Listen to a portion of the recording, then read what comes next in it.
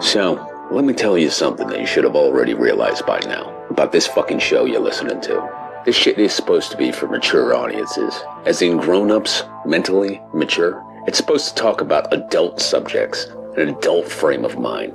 It's not fucking that at all. This is two emotionally regressed, broken half-wits pretending to offer insight on movies. All they really offer you is an endless sexual perversion and a laundry list of personal paraphilia issues. You can make your own choices in life, but you have to choose this as entertainment. You know you're better than this. You have to know you are better than listening to Cinema Psyops.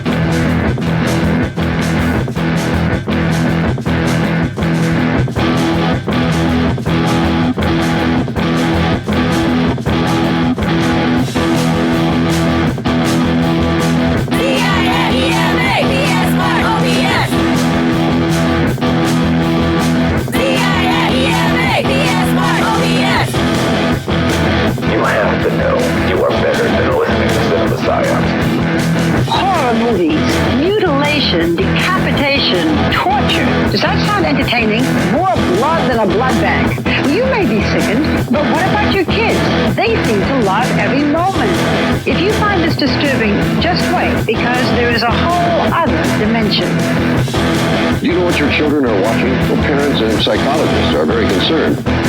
Fair warning, though, there is some graphic violence in this, but we say that for you, not your kids. They've probably already seen it.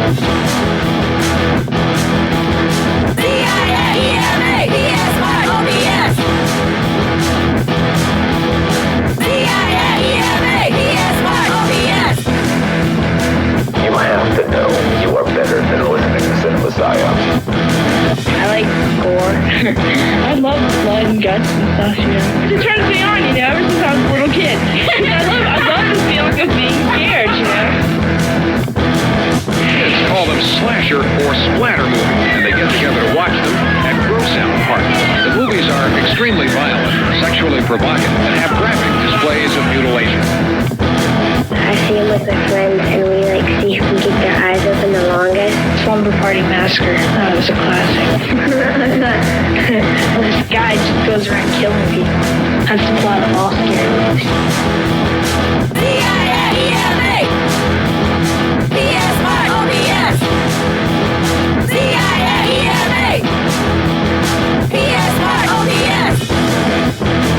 You have to know you are better than listening to Cinema Psyops. Kids get the movies from the horror section. Most of the violent movies are rated R and aren't supposed to be seen unless you're 17 years old. Others are made directly on videotape and bypass the rating system altogether. CIAEMA! PSYOBS! CIAEMA! PSYOBS! CIAEMA! PSYOBS!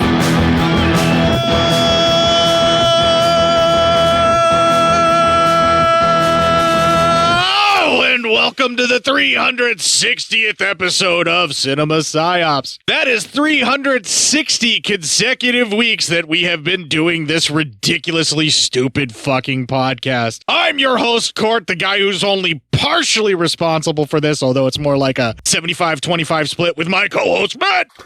Oh my God. What the fuck are we doing here? Within 5 more weeks, someone will have enough episodes to listen to one episode of Cinema Psyops every day and still have the weekly podcast keeping up with them. God damn. That's fucking awesome. And also terrifying that this is 360 consecutive weeks of our lives. Yeah. We've done this. We've done this all the time. Well, only one of us has done this all the time. Yeah, that's true. That's true. You've had to have a few guest hosts on some moments. I had to do a few things where I threw shit together and called it an episode, or just put a bunch of music out on the feed and said it was an episode. But yes, I put something out every week. Yeah, that's true. My bad. either I was sick or, Had a life. mentally insane. Or had a life or something else came up. Some shit. Forced to muck out an existence in a capitalistic fucking nightmare, but we're not getting into that this week, I swear. Yeah, right. Please don't. I'm already fucking just beaten.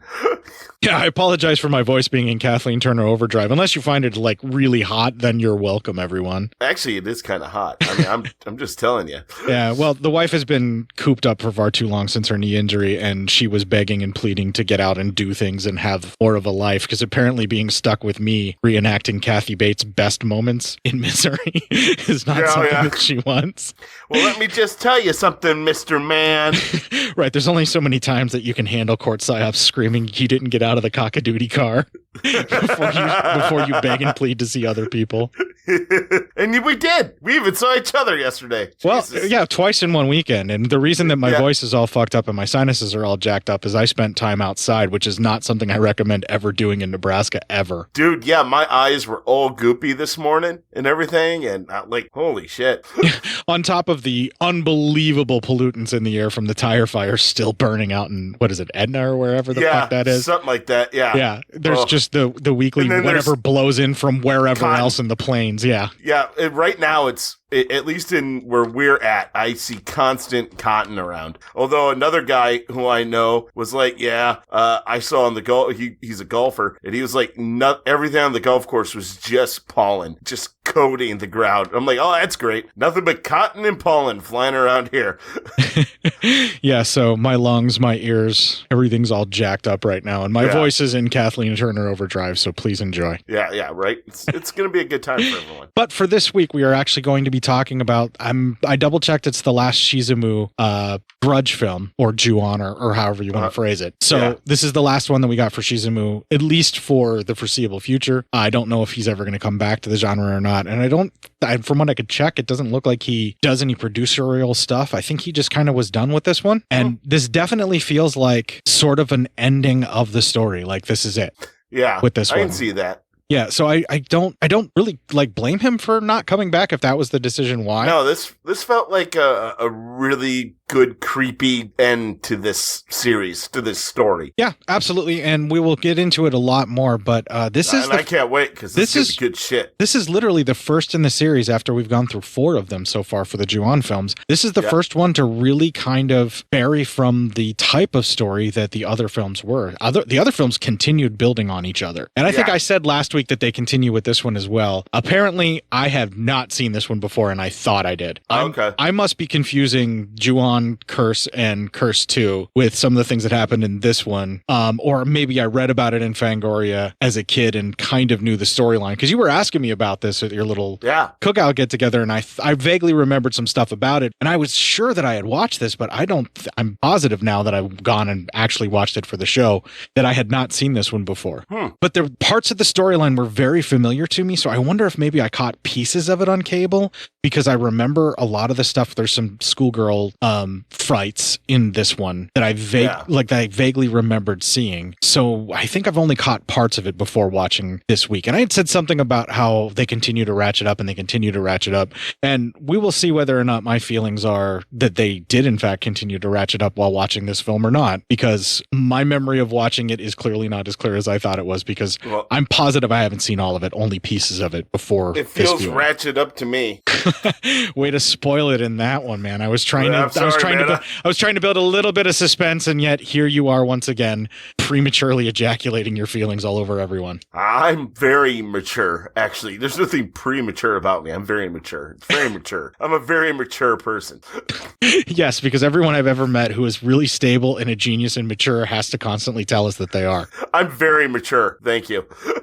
I'm very, very bigly mature. I'm the most mature person you'll ever meet. Believe me. Believe me, I'm the most mature, and I have all these beautiful words.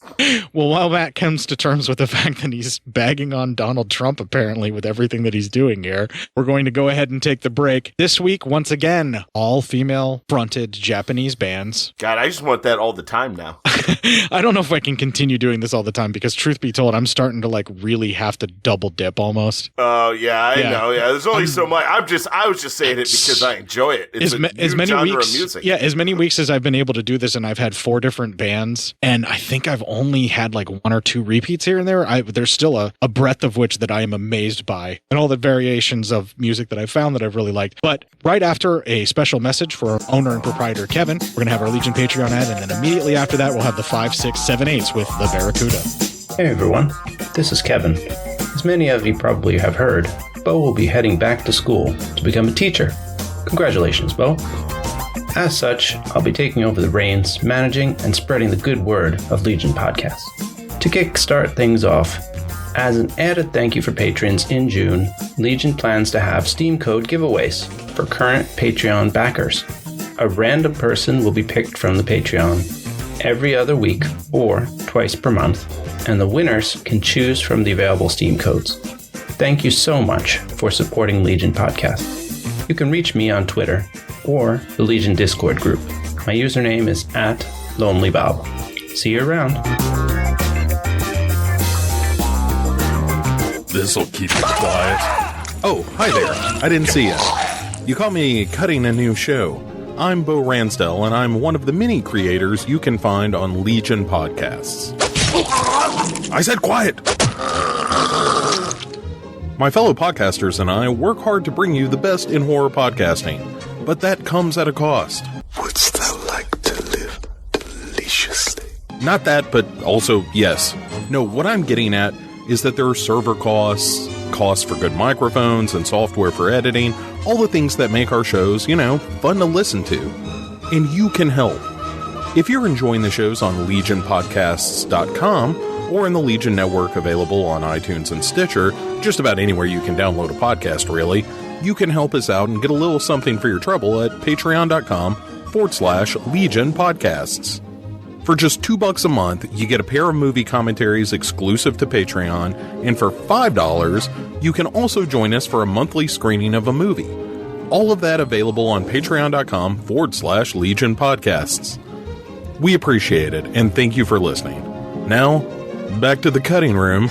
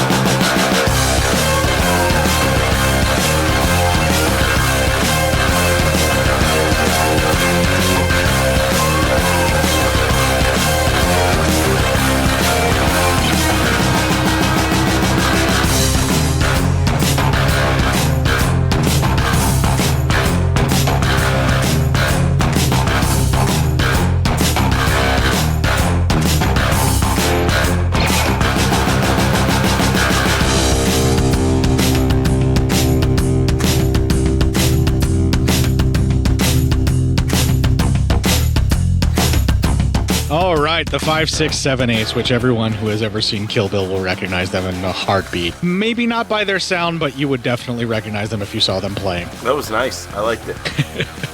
Oh, like I said, everything that we've done, all the Japanese music that I've been able to find, this is apparently your niche. This is your new thing. I guess, man. I've enjoyed every aspect of it. It's good to be good. It's good stuff. It's activated every little bit of your hyperfixations. Yes, it really has. I'm just like, God damn, it's good shit. Well, why don't we give the folks what they really want for good shit in the review for Ju-On the Grudge 2. Ju-On the Grudge 2. Again, it will be 6 stories, as it always has been since the inception of this thing, apparently. Of varying lengths, once again. Yes. But before we even get to our first story, we start with a couple. They're driving down the road. The radio starts going funky. A dude jokes about a ghost phenomenon, and the lady's mad about it, and she's also mad she's an actress, and she's apparently becoming a horror queen, which is not something she was into. Boo. Yeah, right? She signed out. We know they talk about how she's pregnant and when they're going to tell people, but right now she's she's hiding it because as an actress. All of a sudden, they think they hit something, and the dude stops the car. He goes outside and he sees that he hit a cat.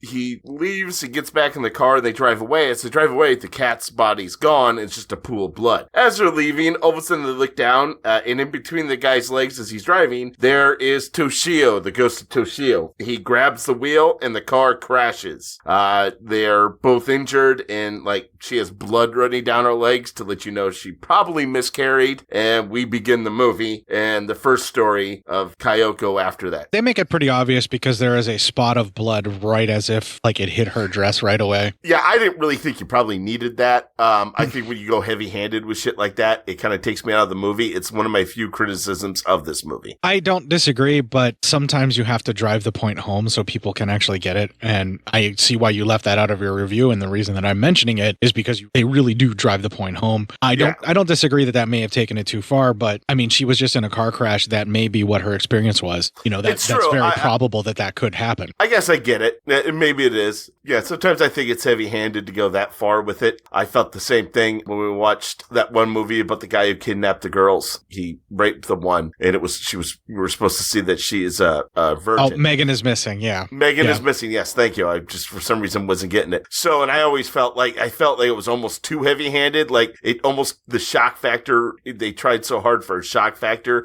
that it actually took me out of the movie. I wasn't shocked. I was just kind of that a little heavy-handed there, fellas. Yeah, it offended your sensibilities. I get it. We can move on. All right. So we start out with Kyoko is the first story. Well, we see and this is the actress from the beginning, Kyoko. She is leaving the hospital. Her boyfriend is in a coma, and she visits him, and his parents are there, and they're all very sad about the wreck, their son, the loss of their baby. Everyone's really just heartbroken. Some real gut-wrenching fucking shit in this. Yeah, that was hard to watch. I almost thought that was more effective than the blood thing. That really kind of, the actress who played the mother of the boyfriend did a really good job of conveying some really kind of hefty shit. And not over the top either. Just, that's how you would think a mother would be. That kind of grieving that she does, because she does kind of blame her son and then she blames herself. Yeah. And they never blame her. So, yeah, and the father really blames the son. Yeah, and I mean, they really lay it on heavy, and the mother is just so apologetic and just openly weeping of the son whenever she drops down and places her face, basically buries it into the stomach, of the woman. Oh man, it's just fucking rips your heart out. Yeah, it's really well done. You can tell the father really blames the son, because he's even we hope you're not even more hurt by our son's transgression or something. He really blames, and you notice he blames it, and this is, I don't know, just maybe something we don't notice, but you never see the father visiting his injured son ever again. Yeah, so I think that was the point driving it home. He brought shame on his father, basically. Yeah, I think so, for getting a car wreck. Right. Even though it was a supernatural thing or something that could happen to anybody. Yeah, I mean, even if it wasn't supernatural, accidents happen. It's not like he was drunk or something. It wasn't Roadhead that did this. What? Yeah, it wasn't even Roadhead that did it. Right. It was a little fucking demon child, like that always is. Goddamn demon children. Anyway, as she looks inside, she thinks she sees something, and she opens up the door, and there's Toshio, and he touches her stomach, and then disappears. Creep factor through the roof for Matt in this one, the way that he runs up and just puts his hand on her tummy. God, yeah. I was just this whole movie is creep factor 12,000 for me. Everything is done so perfectly to creep me out. I don't want to be a part of it. Well, I'm glad that it had that effect on you and that it did ratchet it up for you also. Yeah, it did. So later on, she is talking, Kyoko is talking to her mother, and she's like, hey, did I ever have a younger sibling, maybe that died as a child? And her mom's like, no, you're my only child. And she's like, oh, okay. And you can tell she's kind of sitting there, and the mom goes, I bet your child would have been a baby girl. I just think that. And she actually disagrees with her mom and says, no, I think it was a little boy. And that's the whole thing, is she now thinks that Toshio was the spirit of her son. So then she visits her boyfriend in a coma again, and as she's leaving, it seems like she takes a wrong turn and ends up in a creepy area. She hears voices saying it's your fault, and all of a sudden we see there's a girl behind her. She turns around, she screams and faints. All of a sudden a bunch of schoolgirls run in, and one of them screams, and someone yells, cut. cut, and we see they're on the set of one of her horror movies. However, a creepy moment is while Kyoko is just standing there, one of the schoolgirl who screamed, it just stares at her really for an uncomfortable amount of time. So that can't be good. That's never a good sign, no. Yeah, no. And then the schoolgirl faints. Later on, Kyoko, she stops by her doctor's for an appointment and finds out she's 3.5 months pregnant. Again, for some reason. Yeah, so that's probably not good, you know? Yeah, this doctor apparently had no fucking clue that she lost the baby because he seems to think this is the same pregnancy and everything's going along fine. Yeah, right? And yikes.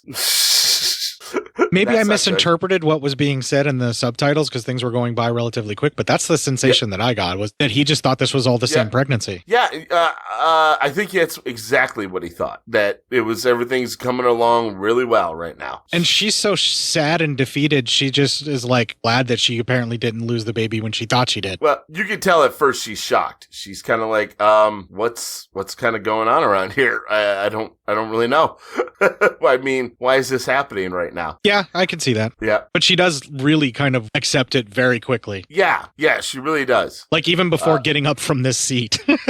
Right? Yeah, so she gets up and she goes back to her mom's house and she's just kind of hanging out in her room and she hears her name being called.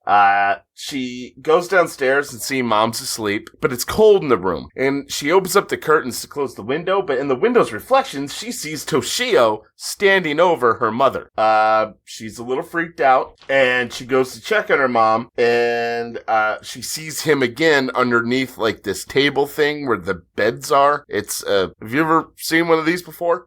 No, but it's pretty traditional, I would assume. Yeah, I would assume so. Yeah, where, like, you know, it's normally colder to, like, keep a room warm. They would have the table with the blankets, and then you can lay underneath it as well. This utilitarian multifunctional stuff is not a shock to me because I've seen some stuff like this that is just part of the culture there, and I think it's brilliant, actually. It's a table, bed, blanket combo kind of area, like, to just hang out. Yeah, there ain't nothing wrong with that. Yeah. So, that's nice. That's nice for everyone. Yeah, I think it's actually really fucking cool. Anyway, he's underneath there, and as she tries to wake her mom up, we see that her mother is dead, and that's the end of that story. It seems like this is kind of like the couch area that the mom would normally fall asleep in, but it also doubles as like the, you know, the kitchen table or like dining room table kind of thing that a mom would hang out in too. Yeah. You know, so it feels like the room is almost both, and it would make sense that this would be where her mom would be. Yeah, I agree. It feels like, yeah, this is where moms would hang out. So yeah, it's just because it's such a cultural difference between what we're used to. That's the closest thing that I can kind of compare it to, is that whole combination dining room / great room area. Right. But we spend a lot of time here, and a lot of people just hang out underneath this table and in this blanket and stuff. Yeah, right. And everyone's just kind of wondering, hey, what's going on here? So I would just assume that that's a very traditional setting and a very traditional thing, and it's just part of the culture over there that we've never seen before.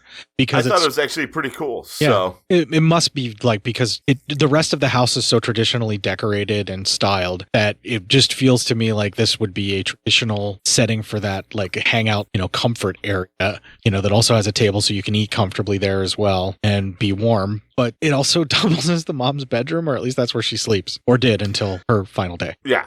So there you go. I mean, that's kind of cool.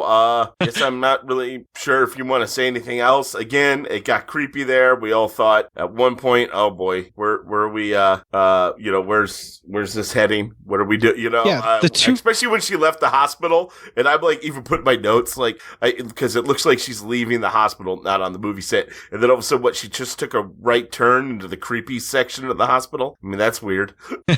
There's a lot of jumping around in time and space in this film, and people walking into areas that they didn't intend to, and it feels almost like Kyoko's sort of world, or that Grudge curse, is affecting places, you know, like that are like it's following the people, but it's actually like just transforming the place into her version, almost like a Silent Hill world where, you know, the rust comes up and everything's transformed into the nightmare realm. You know, yeah. Like, it does that a couple times in the movie, and this is kind of the first hint at it. But what we're actually seeing is Toshio has been bound to this woman and just just been following her every step of the way and and we're going to see how, because again, this story jumps in time. Right. But the interesting part about it, though, is the characters are actually experiencing it now, where part of their existence is actually shown as to what I was suspecting it was going to be in the last film. We're actually shown that what one of the victims actually experiences as a ghost, right? We're actually shown what it is. Yeah.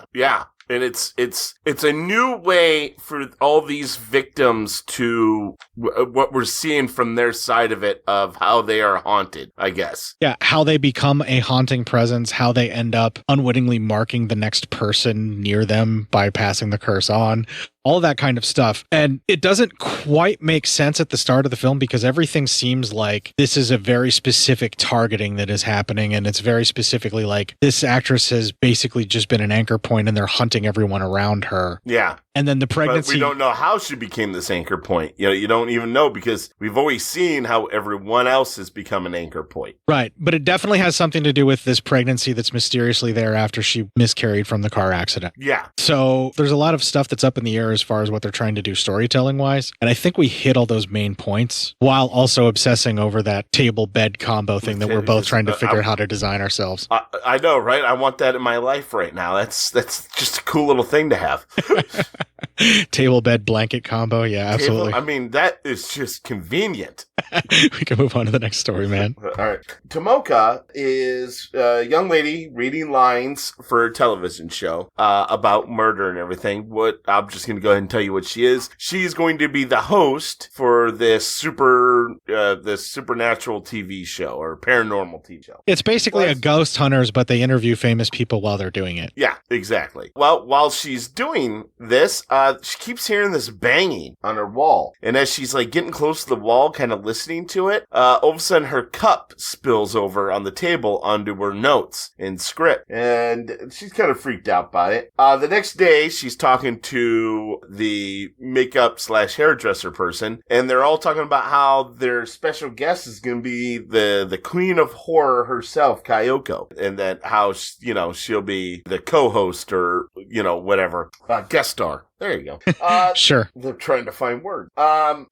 Words are tough when tired. Yeah, right. That night, she gets back to her home, and she sees this, shadow figure standing in her living room. She thinks it's her boyfriend, but she looks down and doesn't see his shoes at the door. I just want to point out that he's too far up to the ceiling to be standing anywhere, but she thinks he's just standing somewhere. Yeah. That's exactly it. That's exactly it, unfortunately. So she looks back up and no one's there, and she's like, she must have seen something, turns on the lights, and she just goes about her night. The whole time the score is just slowly ratcheting up the tension of what's happening in that room. Yep. Her boyfriend does show up, and, they're talking, and she wants him to hear this knocking that she keeps hearing. And he's like, we're not hearing anything. He's kind of bored. But she's like, wait, it doesn't happen until about 12:30. And then finally he starts hearing it. And he gets a little freaked out by it because, he can hear it as well. Well, the next day, she and Kyoko, they're actually driving to film at the place, and she's excited, and Kyoko's kind of just, you would tell, not all that into having to be doing this, but it's just what life is for her right now. She's eye-rolling left and right and just is accepting her fate because at least it's making her money. Yeah, right. But she's also being very nice to her at the same time. Yeah, she's not condescending. She's not talking shit or anything. It's just, you can tell she doesn't want to do it. You just tell one person's way more excited about this than the other. Which is usually how it goes, especially when the one person is more famous and doesn't want to be the horror queen. Yeah, exactly. When this is not the genre she wants to be a part of. Which I don't understand. It doesn't compute. I'm sorry. I don't get it. It does not compute.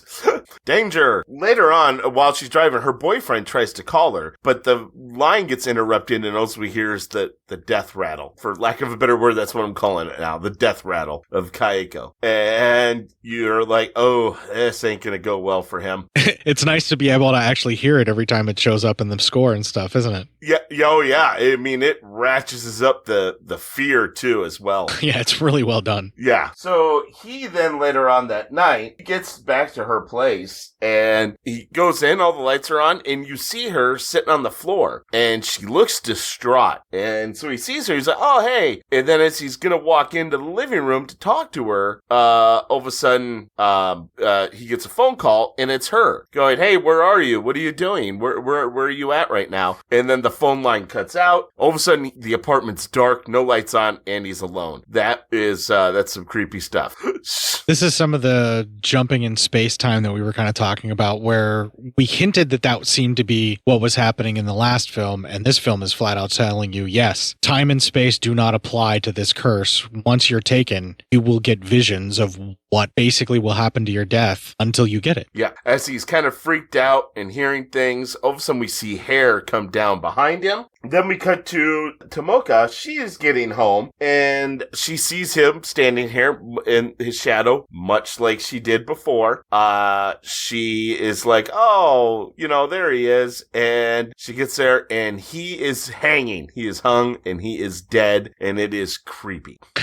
We do kind of see him get hung by the hair, too, and pulled up and we and knew killed. that he was getting hung by that hair. Yeah, but we just to say it out there for the folks that may be listening to this and not have seen it, we watch him get hung by the hair. Yeah. And then the hair is still there all across the ceiling when she comes in and sees him. And it's absolutely horrifying. Oh my God, it is so sad. You wouldn't think that it would be. Like the description of it, like when I'm telling you that there's hair all over the ceiling and he's hanging from a knot of hair that's tied around him from the ceiling dead. Yeah. And he's rocking back and forth when she comes in and sees him. And like the realization of what it is that she has seen and what that means and where she is now, played across that actress's face in this sequence is so fucking heartbreaking that even though part of me is like, that's stupid. It's just hair across the ceiling. That's so fucking dumb. Even though that is the case, that I have that knee-jerk reaction, the way the actress plays it, I'm like, yeah, of course, if this is what you came home to, you'd be terrified. Yeah, you would. And it is, just scary, and his eyes are scary because it comes to the light, and then his body starts knocking against the wall, making the thump noise. He then internally, his feet hit a cup that spills over, and then she remembers when her cup spilled over, even though nothing touched it. Then all of a sudden we see it's Toshio, and he's pushing the body against the wall. With glee. This is the first time we actually see some kind of sadism in what they do. Yeah, especially him. Usually you don't see that kind of thing. No.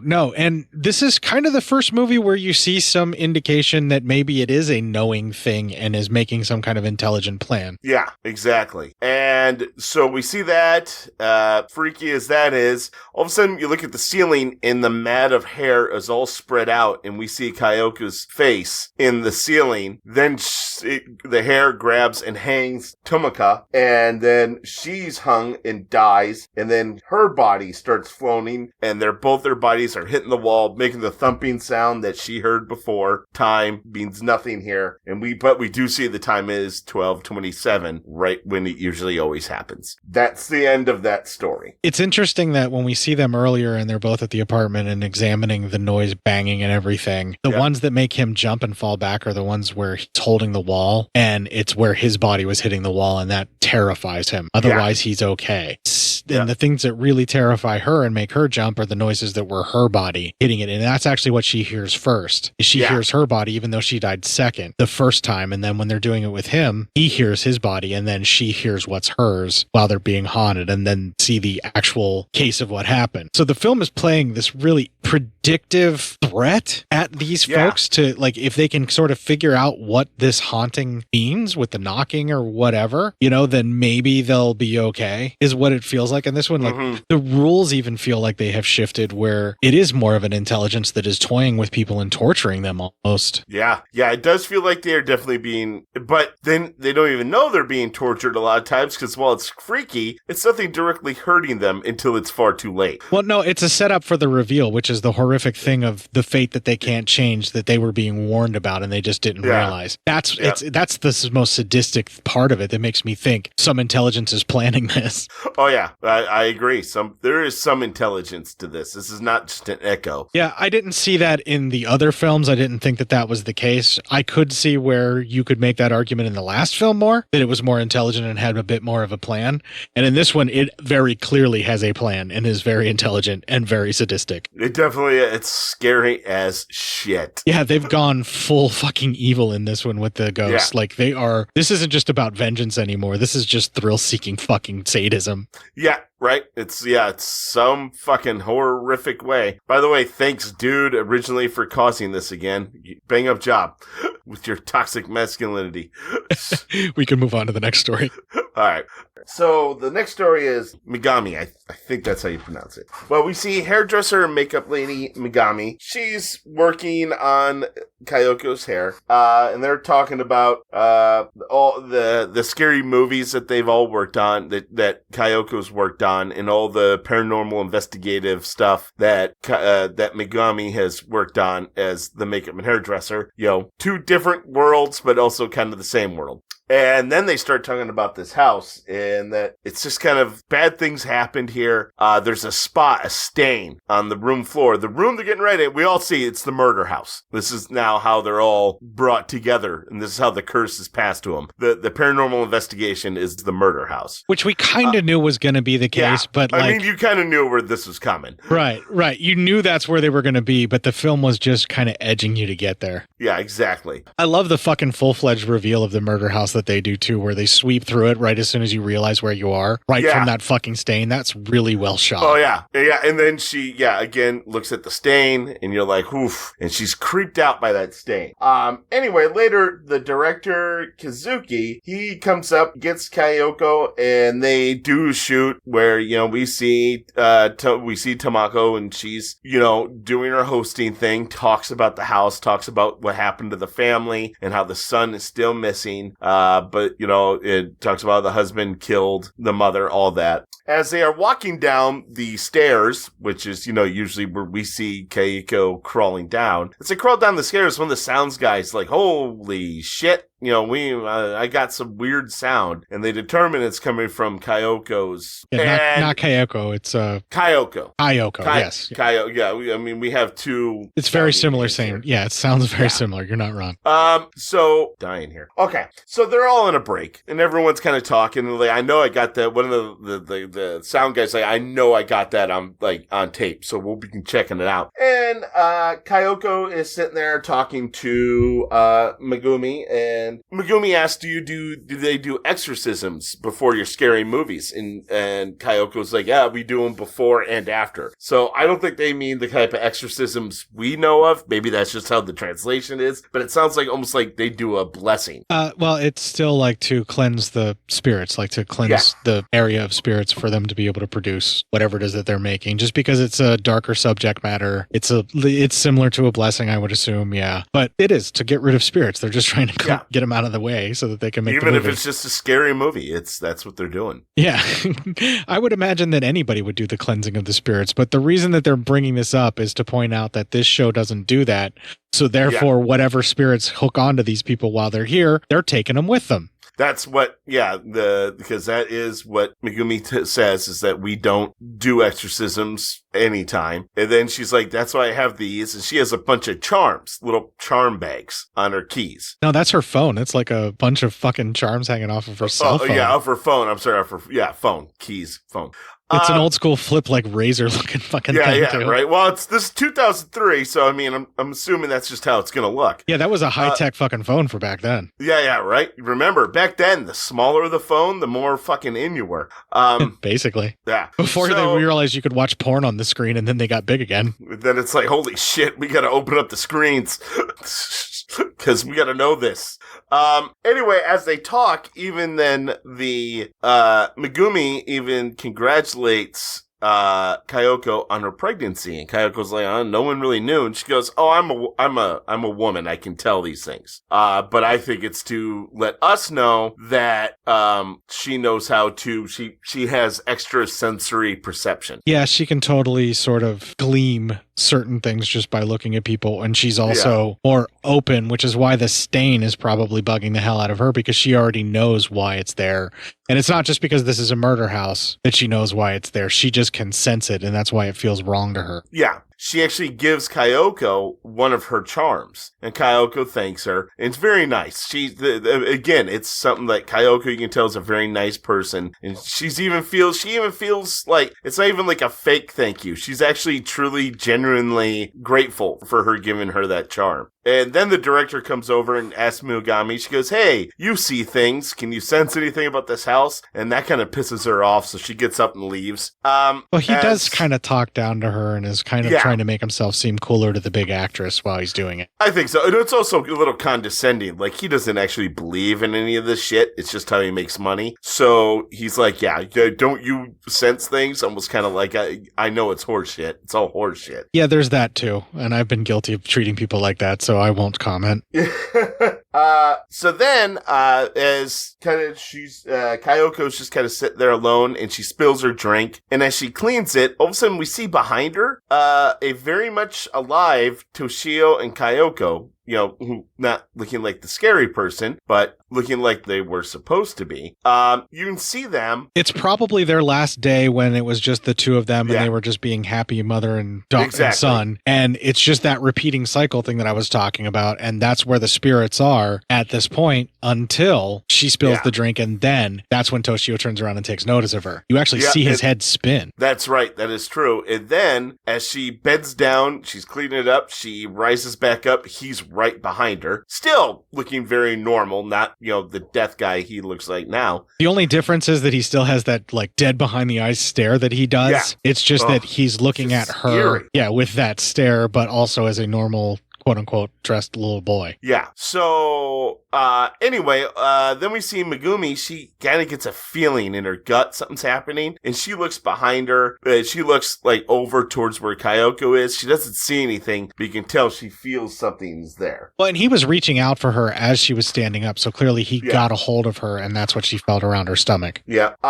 Well, later on that night, after everything's been done, they're getting ready. The director and Megumi are the last two in the house, and she's like, oh, I totally forgot something. And the director, she has to run up back to the room. And she runs back up there, but she just can't stop staring at that goddamn stain. And as she stared, then we cut back to the director. He goes into one of the other rooms of the house. He finds the photo of mom, dad, son without mom's head in it. And then also finds a diary. And it's a Kyoko's diary, where she kind of wrote everything about the secret love she had. And then it's all that kind of stuff. Well, he drops it and he leaves. She finally comes down, but she is heavily disturbed. So she just walks out, even though he's like, did you grab what you needed to? And then she's just gone. And he's like, okay, fine.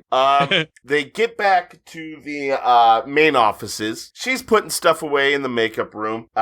He's gonna start editing everything, and he's watching everything. And we see he's asleep at his desk while the film's going. And we're now at the part where they're walking down the stairs. And at one point, the camera's looking at it, and it's no longer Kyoko standing there. It's Kyoko. And that's when you hear the death rattle noise come over, and that's what makes the sound man jump. You hear that death rattle, and it's scary as shit because you see her there, distorted. After that happens, when the camera guy flips, the cameraman went down. Well, that's where the shot ends, is looking down a hallway, and all of a sudden, more and more, we see Toshio walking out from the shadows, and he walks right up to where the camera is, and almost like he's going to come out of the camera itself, or the TV itself, when the director wakes up and all the screens go black. Yeah, that was fucking creepy as shit. Yeah, I was just like, okay, no, stop. I'm not liking this. I'm not for it. I'm not into things crawling out of TV screens when I'm looking at them. If I'm looking at something on a TV screen, I assume that it's far away from me and can't touch me. And I don't like the idea that those things can crawl through.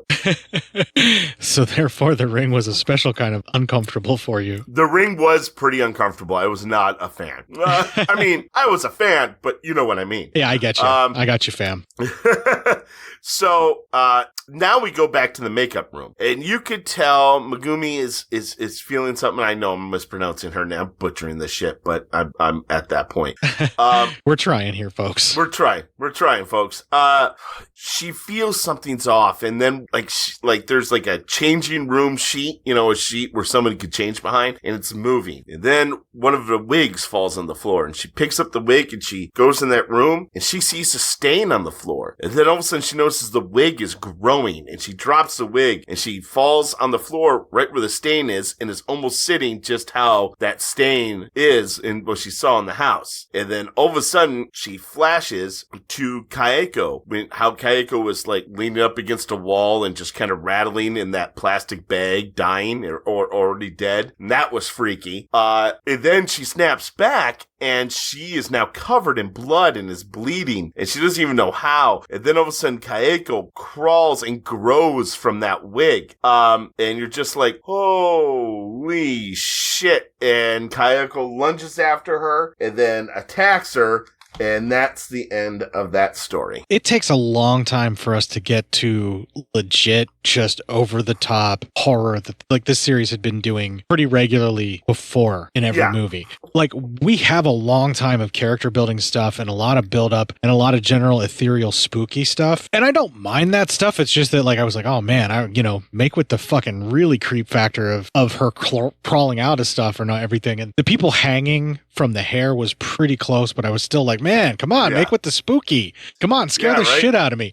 And then this sequence happens, and it's just like one after another of her being transported and basically knowing and feeling what Kyoko was feeling in those last moments in the death rattle of what the stain is. And, basically it's just where her body came to rest, and that's where all the blood pulled up on the floor below her or slowly dripped out of the plastic sheeting and bags that she was in while she sat there on that floor, which is new. This is a new thing that they've added just for this specific series, but every time they expand what may have happened to her or something that represents a moment of her death, it just makes it that much more horrific. And you just kind of go back through the litany of stuff you've already seen of what happened to her body before and after her death. Yeah.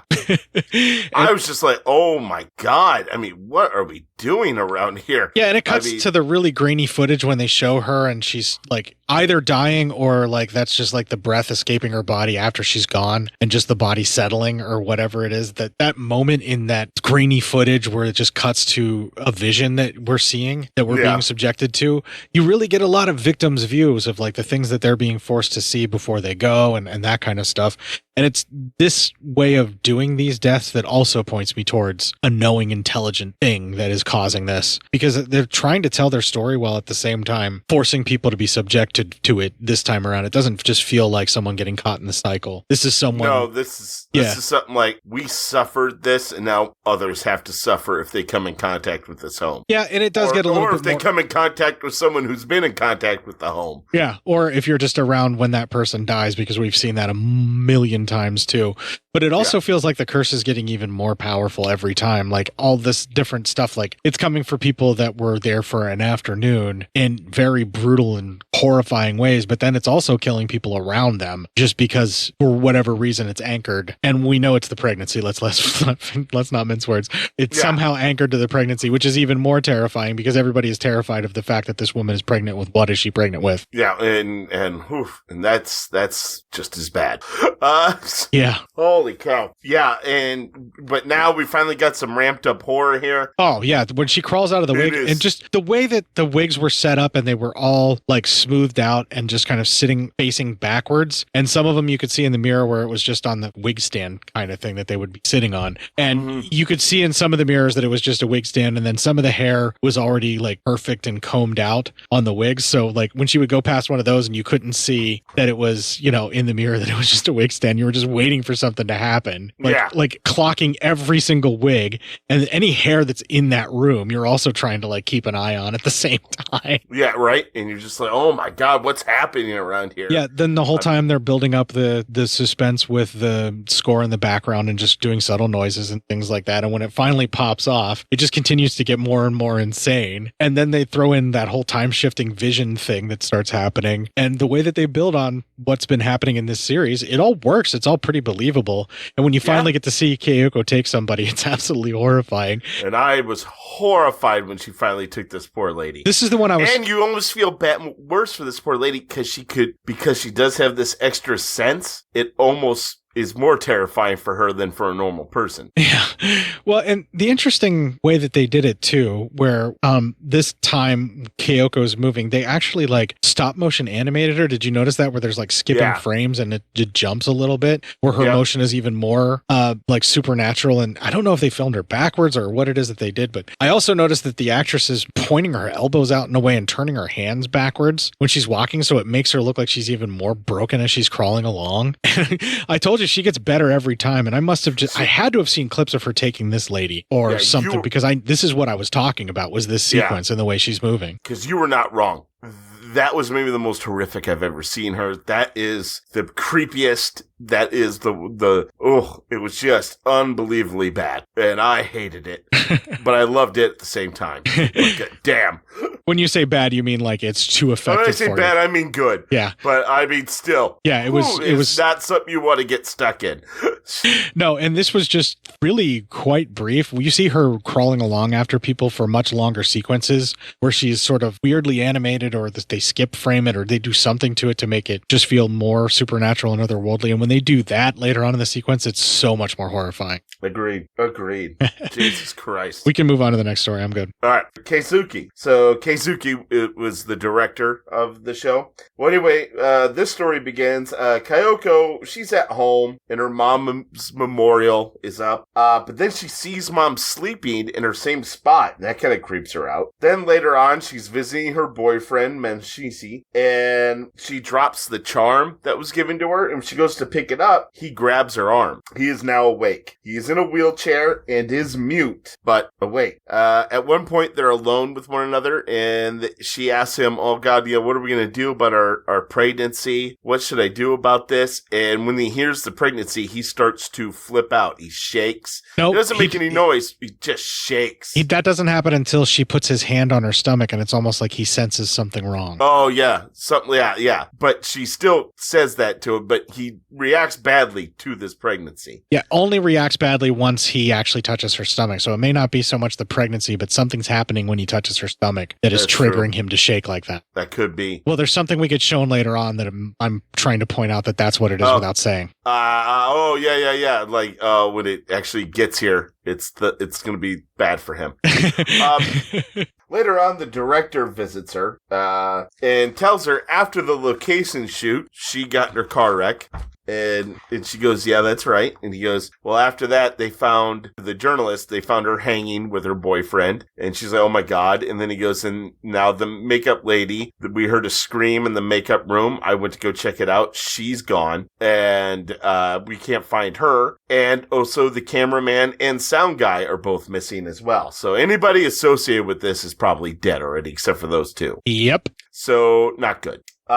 Later on, he drives her home, and as they're walking up to the front door, they see the makeup lady. She looks, and then she goes through the door, and she enters into Kyoko's house. He tries to go up to the door, but it's locked.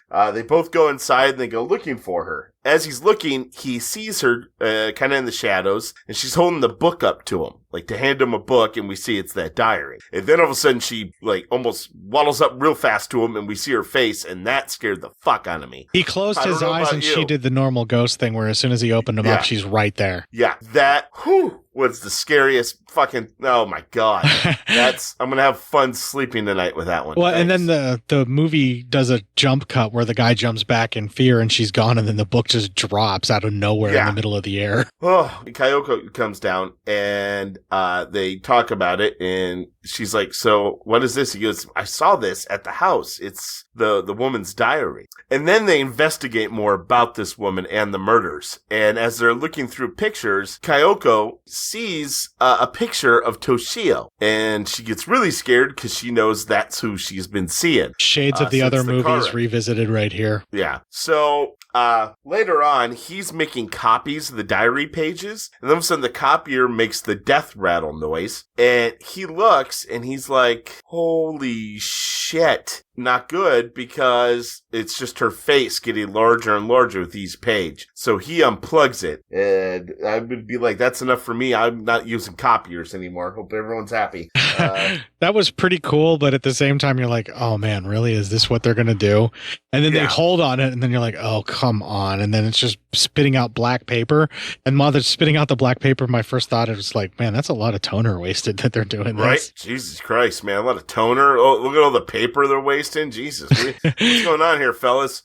But as it slowly gets to reveal the face, and then it finally starts moving the face faster, it does get creepy for me, but it took a little long to get there, is what I'm getting at. A little longer for you to get there? Yeah. For me, it was there.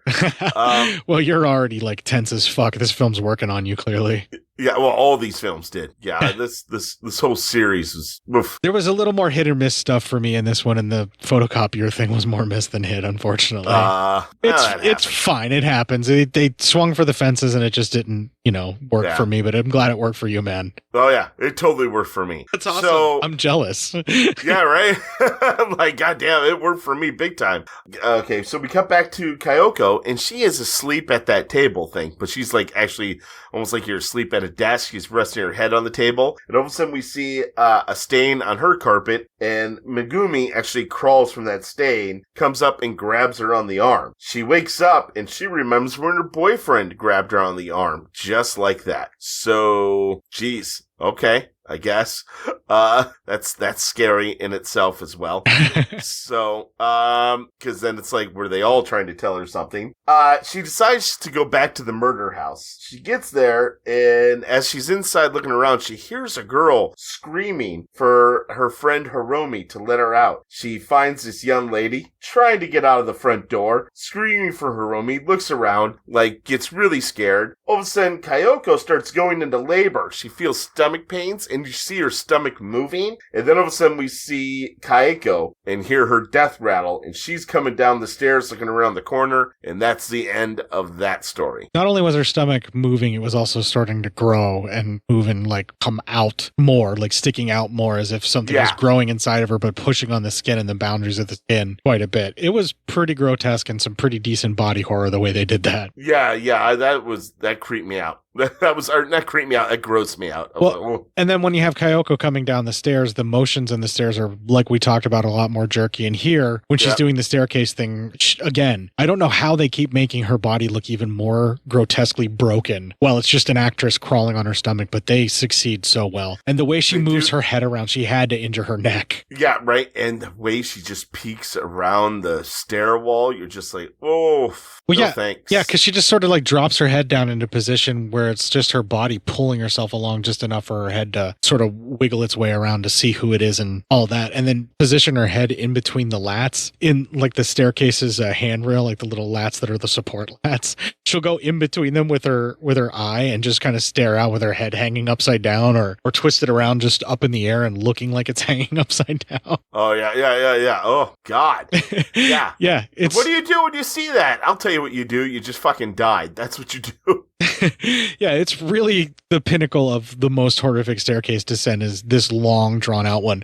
And not only that, they do it a couple of times where like it just keeps happening. You know what I mean? Yeah. Where we're jumping around in time, so we're seeing it from a bunch of different people's perspectives, and they really drive it home. And you'd think you would get tired of it and you'd be like, oh yes, I get it. But each time it's like even more horrifying, and that's the one I want to talk about. So let's go there. Yeah. All right. So we now go to the story of Chichura, and we see like a trippy view of the city and streets, all that, and it ends up at the murder house. We see this young lady, the same young lady who was bashing on the door for her friend.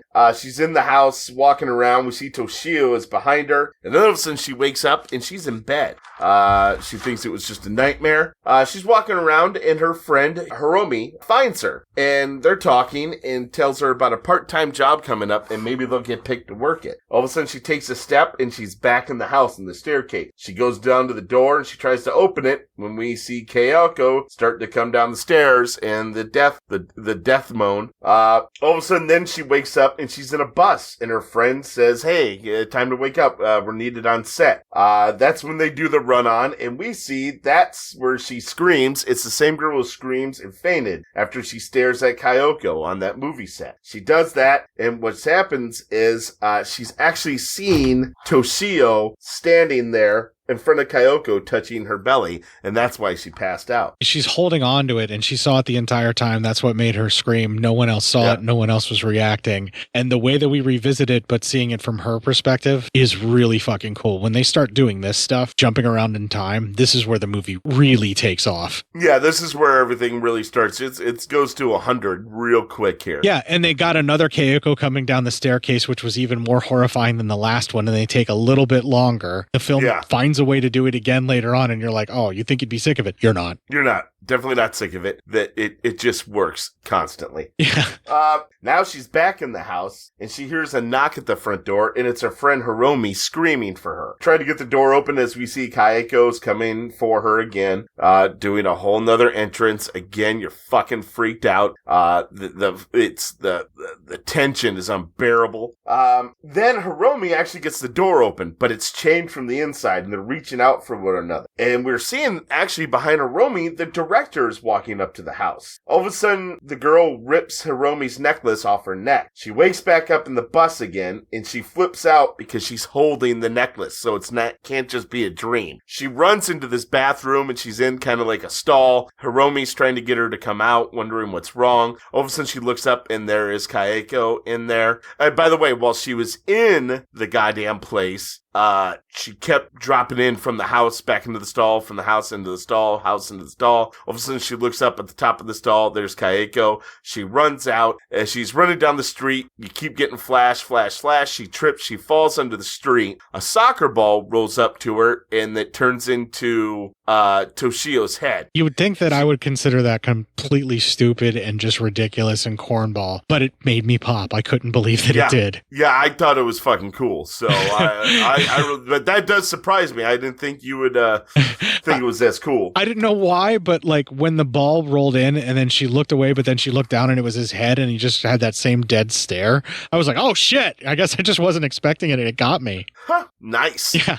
I'm happy that it did, because I felt bad about the photocopy thing not working for me. Well, that's what you want too. You want that. Yeah, I want your ghost scares to work like for me. Yeah, I want to pop. I want that. Yes. What's the point of doing any of this if you don't have the pop? Right, exactly. So she gets up and runs, but then she hears Hiromi calling for her, and she turns around and she sees Hiromi is now holding her body on the street. She's dead. And as she spirit looks, she touches Hiromi, and Hiromi feels it, but there's no one behind her. She's back at the house, and we're back where Hiromi's at the door. Chihiro is behind the door, but the door has the chain link still locked. All of a sudden, Hiromi looks down. She sees Kayako at her friend's waist. Her friend gets pulled away. We're back on the street, and she holds her friend's dead body, and that's the end of that story. It's really interesting to me the way that they did this, because it feels like she's not only seeing her own demise and what ended up happening, being jumped around, and how she ended up being pulled into the house from exposure she had to Toshio, but it also shows that her friend is also cursed too, and it was her fault for touching her friend upon her own death. That's how she marked her own friend. Yeah, and that is horrific. Yeah, so you got that too, right? Yeah, that her friend was just cursed after she got touched. Yeah, we're really seeing some of the mechanics of how this curse is working and how the spirits do end up replicating, because she tried to console her friend, but what she ended up doing was transferring the terror and fear of her death to her friend, who was also exposed anyway, and this is just pretty much marking her as next. Yeah, Jesus.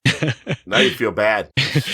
That's what makes this film work so well, is that you feel bad for the people, for the most part, that are being taken from this, because for the most part, in this movie, I feel bad for everyone. Yeah, because they just wanted to make a fucking show, man, and they just wanted to make some movies, and then boom. And they all seem like good people who are concerned for each other and all that, so it's really sad. Yeah, the director was kind of an asshole at first, but then you see that, he was just being a bit guarded that day, or just was a bit off, because he did really genuinely care about the people that he was working with when they all started disappearing. disappearing, it really broke his heart. I mean, Yeah. why else would he investigate all of their disappearances and deaths? Exactly. Oh, Jesus Christ.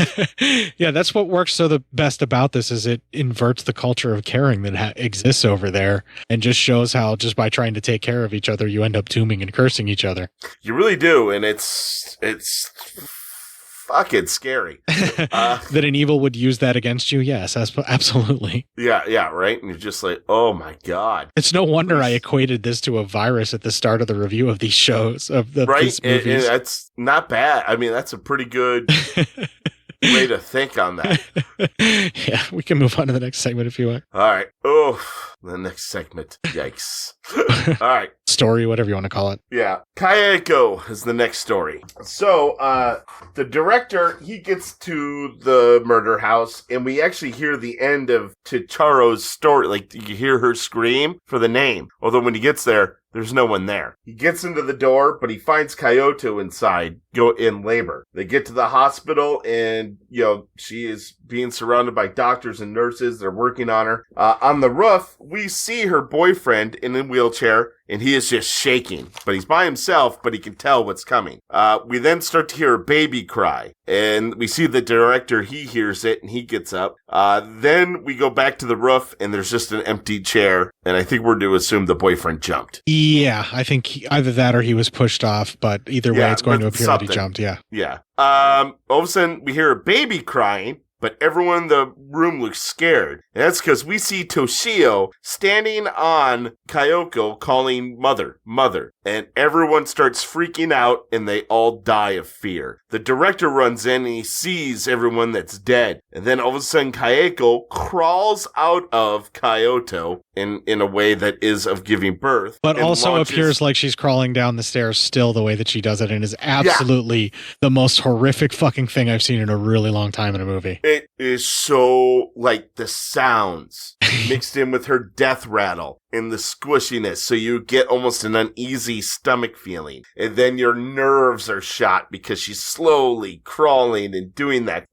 And the fact that she's coming out of another woman and they're both full-sized women. And yet there's blood everywhere. And it's really just the grotesque sound of just the mushy boot stepping into mud as she's coming out of the orifice. And the fact that it looks so unnatural and it's so body horror. And then you also have the horror of her movements and the broken bones still happening. It just continuously becomes like this feedback loop of horrid visual, just wrong. Everything about it, like especially because they're doing the skip frame motion with the arms and the head as it's moving out, but everything else seems to be moving at a normal speed, like as what a birth would. It's so horrific.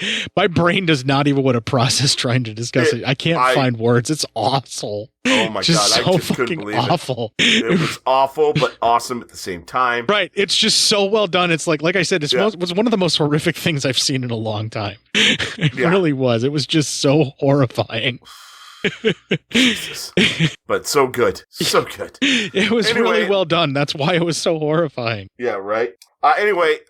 Then she launches herself at the director, kills the director. All of a sudden, Kyoto, she wakes up and sees all this carnage around her, but also laying there crying is a baby. And she picks up the baby and holds it to her and seems fairly happy about having a baby now. Well, now we cut to a little boy. He's just walking down the street. He's walking across a pedestrian bridge when he walks past a very tired looking Kyoto holding hands with a little girl who is also holding on to Kayako's diary. She also has Kayako's hair now. Yeah, she also has Kayako's hair. That is correct. Yeah. And the boy kind of stops and watches him walk, and then the little girl stops. She kind of looks over the bridge as the mother and drops the book as the mother as Kyoto stops and picks up the book, and she's just kind of at the top of those stairs, and then the little girl pushes her down the stairs. And the boy's like, holy shit. And then the little girl looks back at him, and she's got the crazy, scary Kayako eyes that you don't necessarily want to see on anyone. Particularly a little girl. They do a great job with that. Yeah, agreed. So with all that, you're like, oh okay, well, that's bad. The little girl walks down the stairs, picks up the book, and then, before you know it, Kyoto, who's pretty badly injured and dying, reaches out to the little girl, who does also the scary stare at her. And when, she holds out her hand, she wants her, and then Kyoto dies, and the little girl walks off while people kind of rush to Kyoto to see what happens. And she just walks off and walks away, and roll credits. So, she was forced to raise Kyoko while being tormented the whole time, it looks like, and was basically lost her mind until Kyoko was old enough to apparently walk around and take care of herself. And so she just gets rid of her by tossing her down a fucking staircase, leaving her bloody and broken like what happened to her, and then just walks off and leaves her. You can see a couple of adults look at the little girl walking away like, wait, is she with her? Didn't somebody do something about that little girl? Why is she just walking away? But nobody does anything. They just go to the woman that's slowly dying on the staircase. And if you watch this with headphones on, the woman, as she finally is starting to die and the people are helping her, makes a slight Kyoko death rattle too, right at the end. That's true. She does. I missed that. Oh man, and the jumping around in time stuff and all the various Kyoko coming down the stairs when they're jumping around in time. And then that final birth where it looks like she's coming down the stairs but just crawling out of a vagina. Yeah. So absolutely horrifying. Holy Jesus. There's no way I would have forgot seeing that before, so there's no way I've seen this the whole way through. Yeah, I don't think you could have forgotten that. But I remember the stuff with the schoolgirls being terrified and Toshio touching the woman's stomach but not knowing what that meant. So I had to have caught some of this somewhere. Yeah, maybe caught parts and pieces but didn't watch the whole thing. Yeah, I think I decided not to finish it because I basically came in when they were jumping around in time and I had no idea what was going on. Oh, yeah.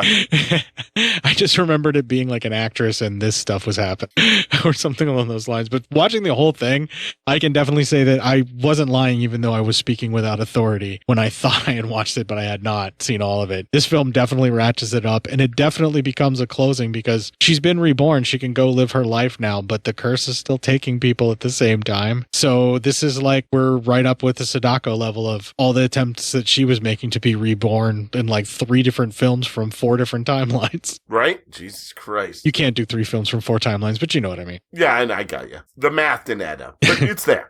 Yeah, it's a good thing that you don't do math as the co-host when I say things like that. I don't even know what math is. So it's something that people made up so that they could organize things and put them into little boxes. I hate them for it. I really do. I hate them for it. Oh man, this film absolutely horrifying. And I feel like I don't want to jinx this just yet, but I feel like this is probably going to be the pinnacle because they start trying to do reboots and shit like that from here. So yeah. But already just these first 4 films, absolutely horrifying, especially if you watch them all back to back like this, like we've done. If you watch them all in a row and you can see the storylines develop as they go, it's so well put together, and pretty much everybody that ever comes in contact with anybody that had anything to do with that house or went into that house dies, and you see it happen. Like nobody makes it out of this series like happy and alive. Oh, that sucks.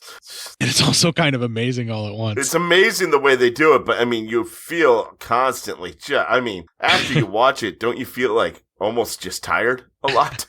There is a certain amount of fatigue, but that's because of the way they ratchet it up and the way that they never let go of the tension. And it's a good tired because you're like, I mean, that's how you want to be when you're watching a show like that, you know?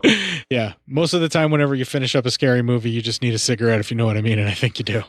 Yeah, right. Just to have a good night of sleep. that nice release of it all. I've really got nothing else to say about the film. We expanded upon all the stuff that I really liked when we went there. Is there anything else you want to say about it before? I got nothing. No, it was really good. All right, let's do a quick news story and we'll call it quits for everybody. All right. All right. So we're going to take a break right now. We're going to play the band Scandal and the song Shunkan Sentimental, and we'll have some side news right after this.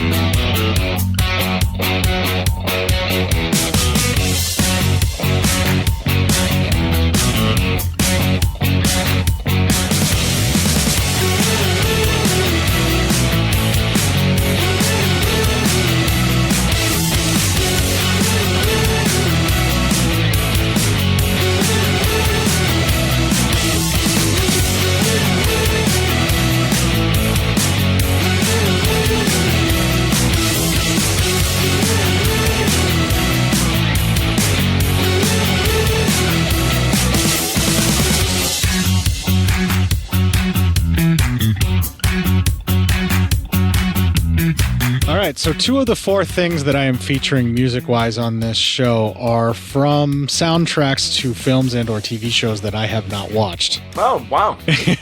Okay, then. So people who are fans and recognize the music from the thing that this was a soundtrack for are going to probably be upset that I didn't watch the thing that they liked, that this was featured in. Yeah. Well, hopefully they like it. I picked the song because I liked the song, and I had no idea that it was a part of the soundtrack until I tried to do some research about them a little bit later on, and then I just decided to stick with it to use as a segue before I say, give me some PSYOP news!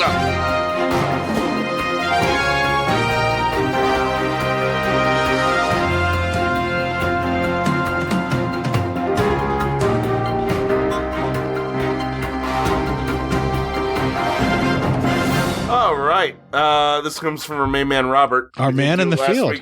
Our man in the field. We didn't do it last week, so we're doing it this week. He must have an incredibly long penis. It's possible, but hopefully he starts wrapping it up, because from Vice World News, scientists concerned about public health threat as man contracts super gonorrhea. Shut up. Are you talking about penises? I definitely am. I got Botox in my scrotum. The Austrian man contracted the rare strain in Cambodia, with researchers saying it represents a concern for future treatment of gonorrhea. This is like traces of death fucked to porno. An Austrian man in his 50s has been infected with a super potent strain of gonorrhea that can't be treated with common antibiotics after having unprotected sexual encounter during a trip to Cambodia. Did he stick the needle down his pee hole? If he did, yes, and he didn't use protection. Blood case jizz. Documented in the peer-reviewed medical journal, Eurosurveillance last week, was described by the researchers to be a concern for future treatment of gonorrhea and a major global public health threat. Oh, he's looking for Wang.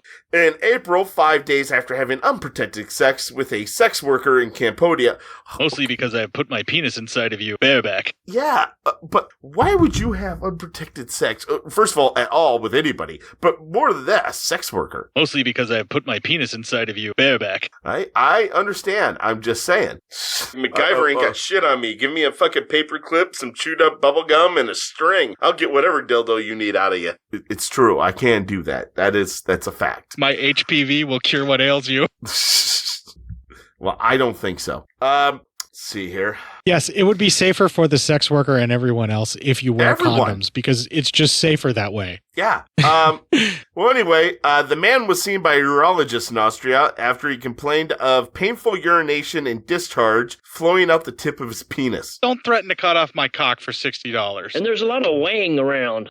Diagnosed with gonorrhea, he was initially prescribed regular antibiotics. It's the erection that counts. Elevated 2 weeks later, and a swab culture test on his samples returned negative. But a PCR test done on his urethral sample showed that he was still positive for gonorrhea. This is like traces of death fucked to porno. A result doctors considered a possible treatment failure. After 7 days of taking amoxicillin, clavulanic acid, another antibiotic treatment for gonorrhea, the man's urethra sample again returned negative in a culture test. He did not receive a PCR test the second time. Scientists concluded, however, that the gonorrhea strain was highly resistant to common antibiotics like ceftriaxone and azacitidine. Had to pick the super gonorrhea when you knew there was going to be scientific terms, man. I know. Fucking hot load all over this dog. Ugh. In 2018, hot load all over this dog. The first such case of super gonorrhea, dubbed the Q strain, was identified in the United Kingdom, shortly followed by 2 more cases in Australia. Shoot some fucking ropes. All these cases also had links to Southeast Asia, and the Eurosurveillance report noted. If such strains manage to establish sustained transmission, many gonorrhea cases might become untreatable, the author said. This is not the sickness with which I am down. If left untreated, gonorrhea, including asymptomatic cases, can result in infertility and an increased risk of HIV. I make money from my sex work. Symptoms but use protection. Symptoms in men typically include painful urination, swelling in one testicle, and a pus-like discharge from the penis or the rectum. OMG, a jizz drinking game.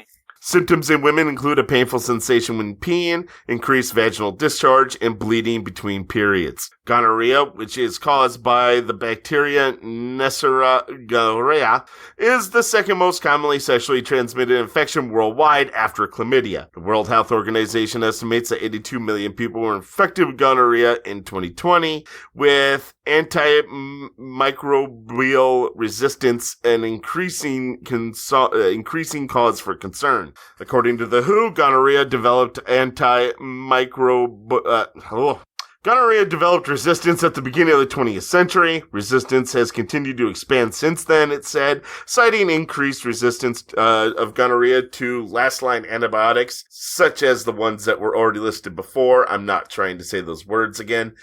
Experts worry that the rise of such cases might render current treatment ineffective, potentially resulting in sexually transmitted global epidemic. The microbe appears to be emerging as a superbug. Dr. Magnus Unimo, the head of the World Health Organization's Collaborative Center for Gonorrhea and Other Sexually Transmitted Infections in Sweden, told The New Yorker far back as 2012, "This is what we have feared for many years." The Cambodian sex worker believed to also be carrying gonorrhea has not been identified, and Korn, project manager at Cambodian Women for Peace and Development, an NGO working with sex workers, said that despite Cambodia's success in bringing down HIV rates, once the highest in Asia, access to contraceptives remain an issue. With COVID-19 outbreak, we found that sex workers have difficulty accessing healthcare.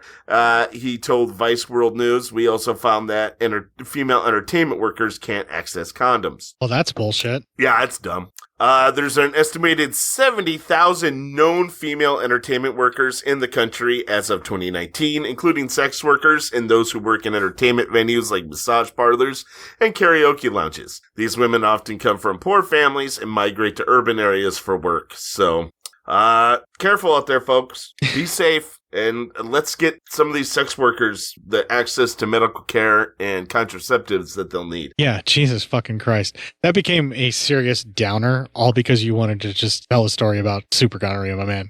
Listen, man, when I see our man of the field, Robert, the man, post a story, I fucking read the story. That's all I do, all right? I see Robert post a story, I read the story. That's how this fucking goes. If you want a fear boner, that too. It's going to cost you some serious cock. Yes, that super gonorrhea is going to cost you some serious cock. It would cost you some serious cock. That's the truth. Yeah, definitely wrap it up, folks. Definitely. No shit.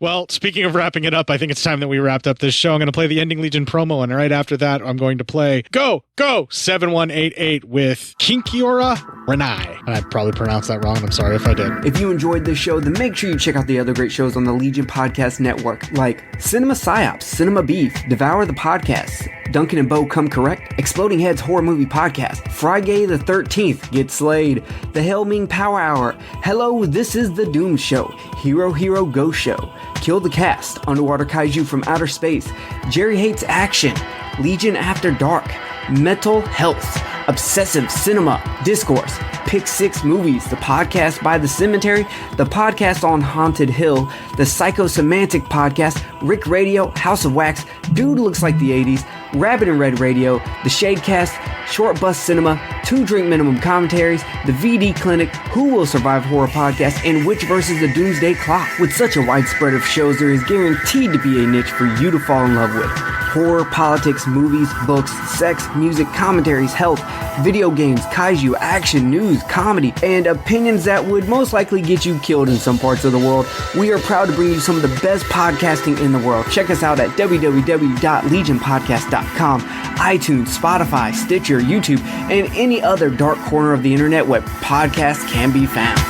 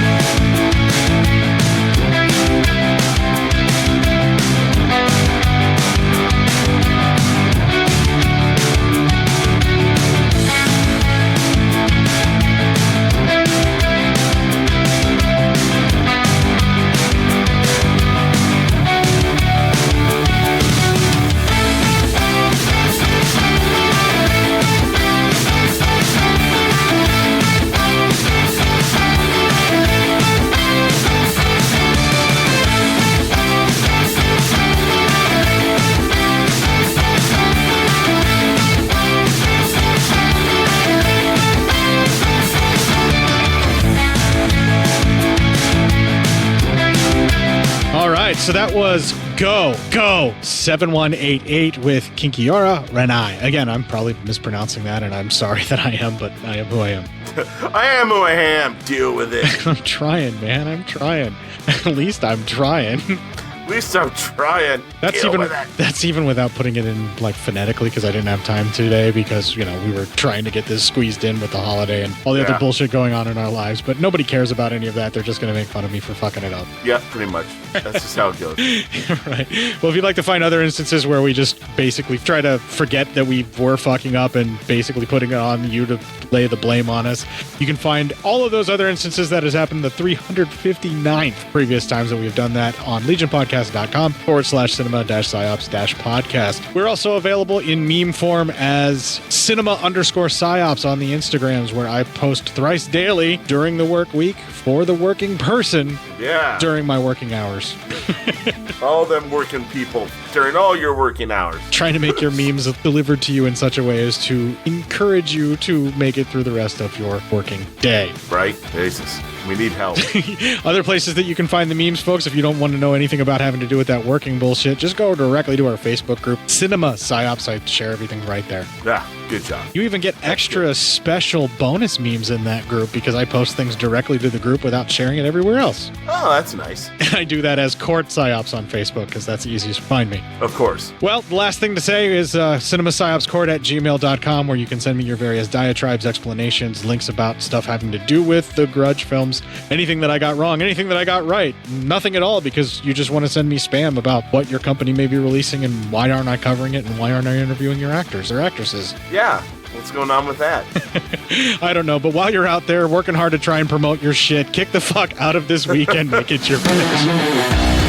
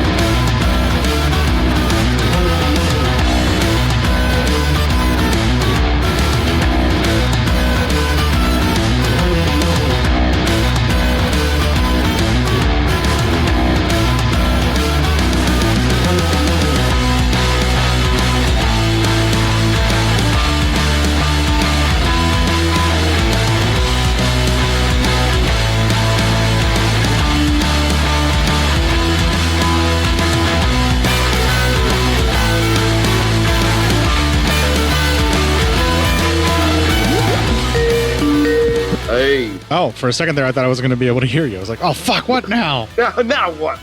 Yeah. All right, you heard that, I'm assuming? Yep. All right, start recording on your side. Oh, shit, good idea. 1, 2, 3. All right, we're recording. Some fuck up. It's all on film or on whatever this is. Digital audio file? There you go. Yeah, so you're definitely the Blue Snowball. Waveform looks good. I'm looking at my counter. It just rolled over to 41 seconds, so I'm good there. And just give me 1 second. Just start doing like the ABCs just for me real quick. A, B, C, D, E, F, G, H, I, J, K. All right, good. You're good. I wanted to make sure that sound was only going into my Bluetooth speakers and not also coming out of the laptop speaker. That has happened before. I wonder if that may be that 1 week that we had the audio where you could hear me really well. No, it's I had it turned up, and I'll show you. I should have showed you yesterday, but I'll show you. The headphones were not noise canceling, so they didn't surround my ears. They're just almost like the old style Walkman headphones you would wear. So of course that's gonna have more stuff coming out. Yeah, it happens. It's no biggie. And you did hear this, right? Yeah. Yep. Okay, that's all good, man. We'll figure it out one way or the other. Cool. Well, and I just want to make sure it's so you have enough time to actually edit the fucking show. Yeah. I appreciate that. Like, I want to make sure it's not something where we're all getting fucked. Okay, well, enough of that horse shit. Let's do this final. Finally, oh my god, I cannot wait to get into this one. Right. Because, good audio file and all. Yeah, well, hold your water on that and let's just start the show. Yeah, all right. I'm sorry, I walked all over you. I was just agreeing with you. No, I was done. We're good. Okay. And also without, Bollywood type music playing in the background constantly, it actually, the creep factor, went. I did get you a better print of the other film so you can go back and enjoy it at your leisure. Yeah, I can't wait to do that because, yeah, you told me that. Oh, thank God, because I need to watch that. It's so much fucking more terrifying. Oh, yeah. So, anywho, and then they go to check, the other, sorry.